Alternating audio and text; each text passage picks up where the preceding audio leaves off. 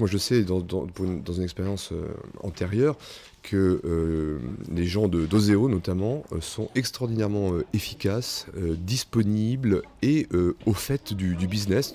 Et donc, c'est peut-être une très bonne nouvelle que la BPI ait été construite pour aider au financement des entreprises et que celle-ci soit associée, en espérant que les rouages fonctionnent bien, avec Ozeo. Nous, en tant que jeune société, on a bénéficié, mon associé et moi, de l'ACRE, donc l'aide à la création et la reprise d'entreprise de Pôle emploi. Donc ça nous permet simplement de travailler sereinement.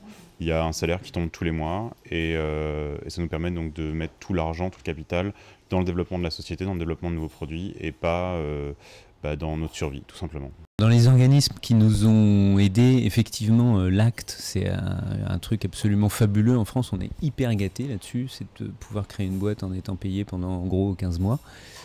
C'est dommage qu'il n'y ait pas plus de gens qui en profitent, parce que je crois que dans beaucoup de pays, notamment de mentalité anglo-saxonne, mais pas que, si ça existait, tout le monde créerait sa boîte. Nous avons été en fait aidés par notre partenaire historique depuis la création de l'entreprise, qui s'appelle IBM, et qui, comme je crois pas mal d'entreprises anglo-saxonnes, est très éveillé au développement de son écosystème et à développer un certain nombre de mesures et de points facilitant le développement de partenaires.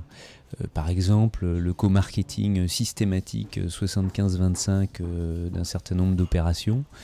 Par exemple, la délégation de ressources humaines payées 50-50 qui sont à 100% chez le partenaire. Par exemple, l'accès à des événements de type association professionnelle et autres en tant que sponsor financé par IBM. Je crois beaucoup, moi, à l'organisme privé, c'est-à-dire quoi, avec les, ne serait-ce que pas forcément les collaborateurs, mais surtout les entreprises avec lesquelles on va s'unir. Il y a au moins 3 qualités pour être entrepreneur. La première, c'est la persévérance. La deuxième, c'est la rigueur.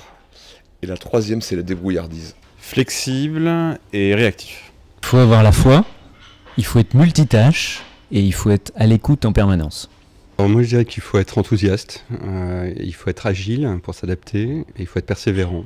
Il faut être motivé, il faut aimer les hommes et surtout aimer la vie.